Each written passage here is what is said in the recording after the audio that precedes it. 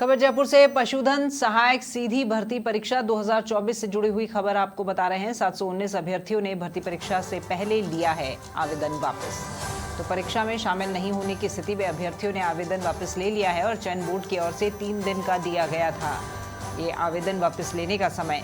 और 2540 यानी 2540 पदों के लिए 13 जून को होगी चयन बोर्ड की ओर से ये भर्ती परीक्षा। राजस्थान कर्मचारी चयन बोर्ड की ओर से परीक्षा का आयोजन करवाया जाएगा।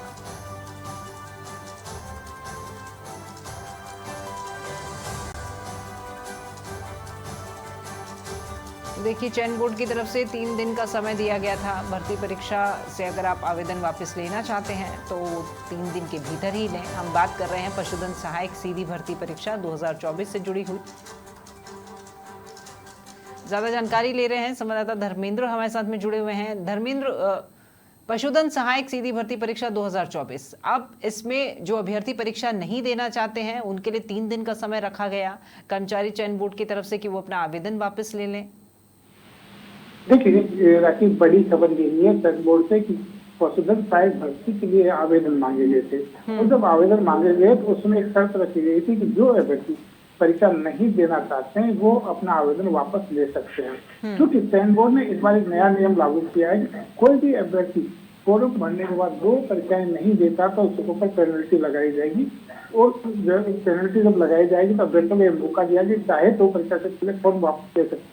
उसी का नतीजा है कि ये जो पशुधन सहायक भर्ती परीक्षा है 2023, इसमें अभी 3 दिन 719 जो व्यक्ति उन्होंने अपना आवेदन वहां पर वापस ले लिया है और ये परीक्षा नहीं देना चाहते। तो उसका असर ये हुआ जब चयन बोर्ड ने नई शर्तें लगाई तो अभ्यर्थी अब परीक्षा नहीं देंगे तो कहीं कम बनाने पड़ेंगे, सुरक्षा के कम करनी पड़ेगी और आने वाली परीक्षाओं में भी नतीजा देखने को मिलेगा।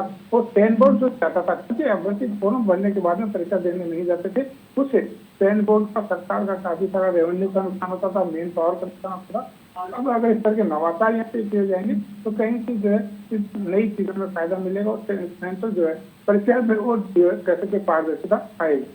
अच्छा, ये तरीका भी बहुत सही है क्योंकि जो अभ्यर्थी परीक्षा देना चाहते हैं वो परीक्षा से पहले तो ये अभ्यर्थियों की संख्या को सोच करके ही वो टेंशन में आ जाते हैं, वो मानसिक तनाव से गुजरते हैं। इतने हैं तो अब सीट के ऊपर एक सीट के ऊपर अगर उनको नौकरी पानी है तो वो काउंट करते हैं, फिर वो हिसाब लगाते हैं कि कितने हो जाएंगे, हमें कितनों के साथ में कॉम्पिटिशन करना है। ये जो पहल है ये वाकई में सराहनीय है। देखिए, पिछली परीक्षाओं की बात है क्योंकि अभ्यर्थी ने फॉर्म भर दिए, लेकिन जब परीक्षा हुई तो उसका जब डाटा आया तो पता चला कि काफी सारी मात्रा में 60% 70% जो अभ्यर्थी वही परीक्षा देने पहुंचे, बाकी अभ्यर्थी परीक्षा देने पहुंचे नहीं। जबकि एग्जाम के नाम पर वहाँ सभी स्कूल में सेंटर बनाए गए, वहाँ पे शिक्षक की ड्यूटी लगाई गई, अन्य संसाधन वहाँ पर लगाए, तो कहीं नहीं देखिए रेवेन्यू का नुकसान होता है, मेन पावर का होता है, पारदर्शिता में साधन अगर ज्यादा लगेंगे तो कहीं की कह सकते हैं कि ज्यादा मशक्कत करनी पड़ेगी और चयन बोर्ड को भी ज्यादा मशक्कत करनी पड़ती थी।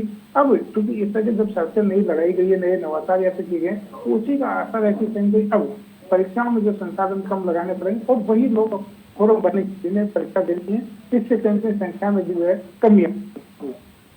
चलिए, बहुत शुक्रिया आपका धर्मेंद्र तमाम जानकारी के लिए।